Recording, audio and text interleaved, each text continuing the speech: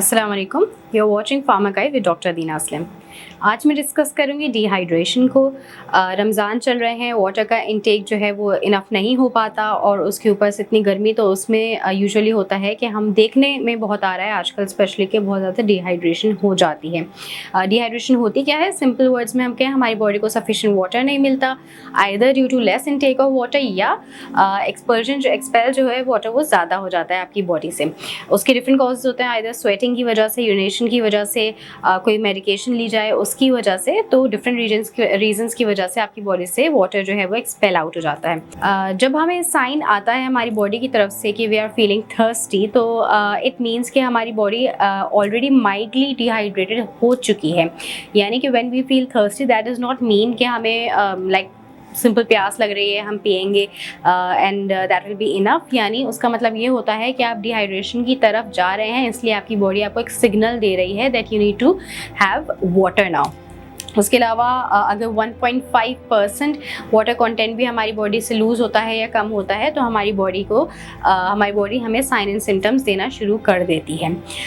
यहाँ पे बात करते हैं कि हमारी बॉडी के पार्ट्स जो हैं वो डिफरेंट कितना कितना वाटर कंटेंट होता है। एक इंसान की बॉडी जो होती है उसमें around 55% to 78% of water content होता है। जो न्यू बॉर्न्स होते हैं उसमें 78% होता है वाटर कंटेंट। उसके बाद जब दे ग्रो अप, जब ईयर ओल्ड होते हैं तो 65% होता है। एडल्ट मैन में 60% होता है। एंड विमेन जो है they contain about 55% of water content. उसके अलावा आपकी जो ब्रेन होता है वो 73% ऑफ वाटर कंटेंट से बना होता है, सो इज़ योर हार्ट। उसके अलावा 31% वाटर कंटेंट आपकी बोन्स में होता है, मसल्स में 79% होता है, स्किन में 64% और लंग्स में 83% ऑफ वाटर कंटेंट प्रेजेंट होता है। वाटर की अगर नॉर्मल हम बात करें कि वाटर हमें किस किस चीज़ में एड कर रहा है, तो ये आपको डाइजेशन में एड करता है, आपकी बोन्स में, आपके जॉइंट्स की लुब्रिकेशन में जो है ये एड करता है, ये आपका सलाइवा बनाता है। सलाइवा की वजह से आप जो है वो खाना जो है वो उसको सॉलो कर पाते हैं, तो डेफिनेटली उसमें ही आपको हेल्प आउट करे। उसके बाद आपकी जो बॉडी के केमिकल्स होते हैं उसको बैलेंस करना। उसके अलावा आपके ब्रेन को रिक्वायरमेंट होती है हार्मोन्स और न्यूरोट्रांसमीटर्स को बनाने में वाटर की रिक्वायरमेंट होती है। उसके अलावा ऑक्सीजन जो है वो डिलीवर करना थ्रू आउट द बॉडी, और आपके जो बॉडी का टेम्परेचर होता है उसको रेगुलेट करने में वाटर बहुत ज़्यादा ज़रूरी होता है। फिर बात करते हैं कि रिस्क पे कौन होता है डिहाइड्रेशन के ज़्यादा।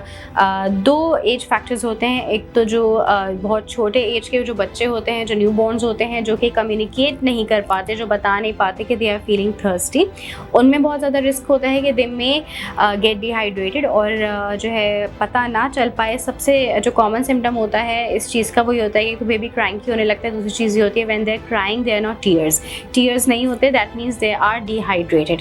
दूसरा जो एज ग्रुप होता है, जो ओल्ड एज होते हैं, इनका जो आपका जो फ्लूइड रिजर्वॉयर जो होता है बॉडी का वो श्रिंक हो जाता है और एज फैक्टर की वजह से उनकी बॉडी उनको सिग्नल नहीं दे पा रही होती है कि दे आर गेटिंग थर्स्टी। जब सिग्नल नहीं आता, they are not drinking enough water, वो सफिशिएंट वाटर इंटेक नहीं करते, जिसकी वजह से उनकी बॉडी डिहाइड्रेशन की तरफ चली जाती है और ये बहुत खतरनाक होता है। इसीलिए बहुत ज़रूरी होता है कि वाटर का इंटेक जो है कंटिन्यूसली खुद ही लिया जाए, ना कि सिर्फ तब लिया जाए जब आपको थर्स्ट महसूस हो। उसके बाद हम बात करते हैं कि साइंस एंड सिम्टम्स क्या होते हैं डिहाइड्रेशन के। सबसे पहले तो आपका जो बहुत कॉमन होता है कि हेडेक होने लगता है, डिजीनेस होने लगती है, कन्फ्यूजन, टायर्डनेस, फटीग होने लगती है, एंजाइटी होने लगती है, और उसके अलावा माउथ जो है वो बिल्कुल ड्राई हो जाता है, हार्ट रेट जो होता है वो आपका हाई हो जाता है, और ब्लड प्रेशर जो होता है वो लो हो जाता है डिहाइड्रेशन में। उसके अलावा एपेटाइट जो है वो लूज़ हो जाती है, लेकिन हाँ शुगर की या मीठे की क्रेविंग जो है वो बढ़ जाती है। मसल क्रैम्प्स होने लगते हैं, स्किन फ्लश्ड यानी रेड कलर की हो जाती है, हीट इंटॉलरेंस होने लगती है, कॉन्स्टिपेशन बहुत कॉमन होता है, और यूरिनेशन जो होती है वो डार्क कलर का यूरिन होता है। उसके अलावा अगर हम बहुत इससे फर्दर इफ़ेक्ट्स की बात करें, मेंटल इफ़ेक्ट्स क्या हो सकते हैं, तो कन्फ्यूजन हो जाती है, या जो है वो मेमोरी भी लूज़ हो सकती है कि the person does not remember things. उसके अलावा इमोशनली जो है वो, जैसे मैंने बात की, क्राइंग की होना, एंजाइटी होना, ये इमोशनल इफ़ेक्ट्स होते हैं।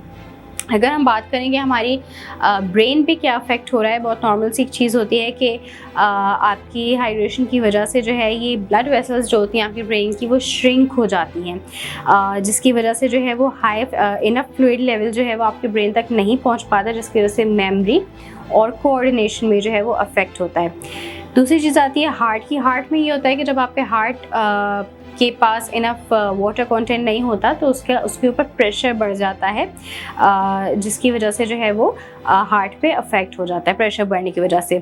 किडनीज़ का क्या होता है, किडनीज़ क्योंकि हमें पता है कि किडनीज़ जो है वो फिल्ट्रेशन के लिए यूज़ होती हैं, तो अगर हम एक जनरल नॉर्मल पर्सन की बात करें, नॉर्मल केस में तो 6 to 7 टाइम्स जो है they have to urinate.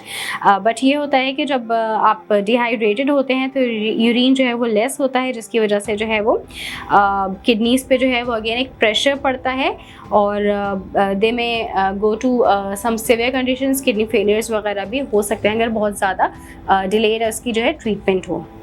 Cramping होती हैं, इलेक्ट्रोलाइट्स जो है वो लूज़ हो जाते हैं आपकी बॉडी से, स्पेशली स्वेटिंग के थ्रू, जिसकी वजह से क्रैम्पिंग होती है, पर्सपिरेशन जो होती है उसकी वजह से हो जाते हैं।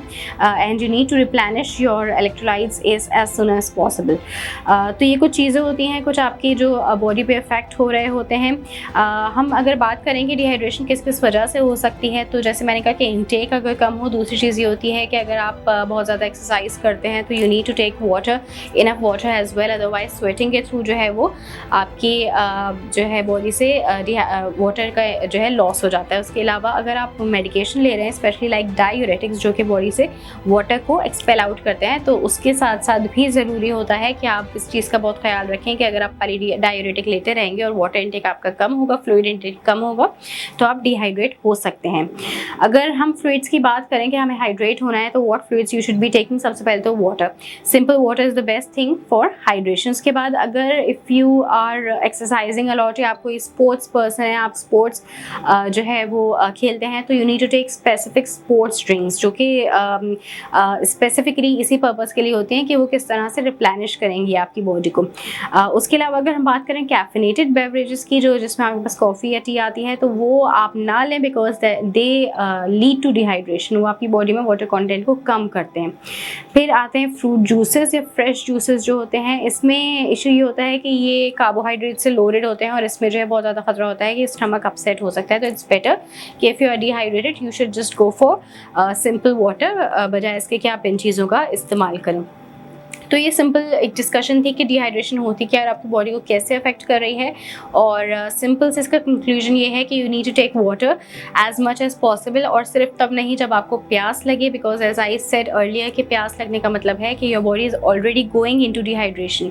तो इससे बेटर है कि बजाय इसके कि आपकी बॉडी आपको एक साइन दे, आप खुद से जो है पानी पिएँ और एक रूटीन बना लें कि एक टाइम बना लें कि हमें इतने इतने आवर्स बाद जो है वो पानी पीना है, या अपने साथ जो है बॉटल फिल करके रख लिया करें ताकि आपको याद रहे, क्योंकि हमें पानी पीना याद नहीं रहता यूजुअली। तो इसका बहुत ज़्यादा ख्याल रखें। डिहाइड्रेशन जो है वो बहुत ज़्यादा सिवियर भी हो सकती है आपकी बॉडी के लिए, बहुत ज़्यादा खतरा भी हो सकता है इससे। So that was all about it. इंशाल्लाह फिर हाजिर होंगे किसी नए टॉपिक के साथ, तब तक अपना ख्याल रखिएगा। अल्लाह हाफिज़।